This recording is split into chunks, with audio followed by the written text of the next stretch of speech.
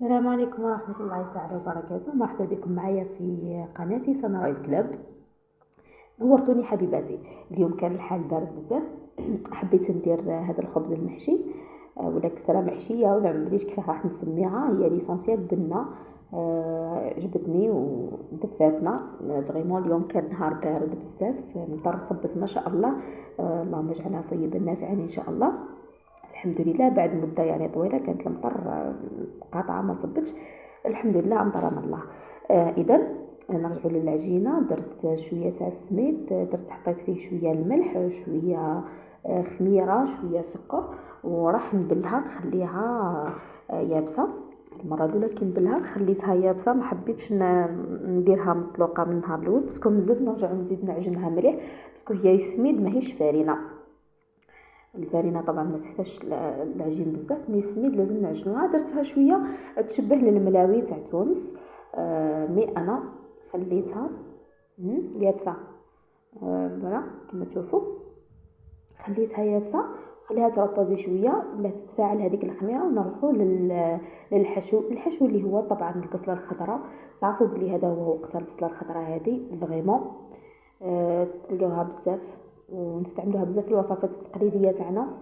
حنا كي يبرد الحال اول حاجه نتخيلوها محجوبه ولا لوبيا، يعني اول حاجه نخمو فيها الصباح كي نوضو نلقاو المطر قاعده تصب. قصيت هنايا البصله تاعي كاريات صغيره وانا اعتمدت بتقطيعها الحمد لله. جبت المقله تاعي. جبت المقله تاعي حطيت فيها قطيره تاع الزيت وحطيت البصله تاعي هذيك قاعده تتقلب شويه على نار ضليله. ومن بعد جبت السنينات تاع الثوم ربيتهم كما تشوفوا هكا. تقدروا تستغناو عليه باسكو البصله هي ديجا بنينه يعني بحد ذاتها. الطماطم تاعي غسلتها مليح وحطيت قطعتها كاريات. كنت حندير 3 حبات مي فريمون حسيتها حامضه بزاف خفت منها. ما حبيتش، درت غير 2 حبيبات برك وخلاص اكتفيت ب2 حبات. كما قلت لكم قبيل حطيت التوابل راس حانوت وفلفل الكركم والملح وحطيتهم يتقلاو على نار ضيله. ونسيت ثاني ما قلت لكمش بلي حطيت فيها شويه تاع الشحمه، ما كثرتش باه ما تجيش كيما كسرت الشحمه. بعد حطيت شويه باش تطلق البنه تاعها. رجعت للعجينه تاعي بعد ما رتحت لقيتها طرات شويه. نخدمها كيما نخدموا المحاجب ولا نخدمها مليح نعجنها، مي ما نديرهاش مطلوقه بزاف.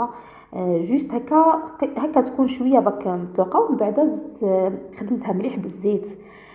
وهنايا راني نفتح فيها لا غالب ما اعذروني على اول تصوير ليا ذاتي. راني زاويه التصوير ما عرفتش نصور بالتليفون بالسيبور هذا.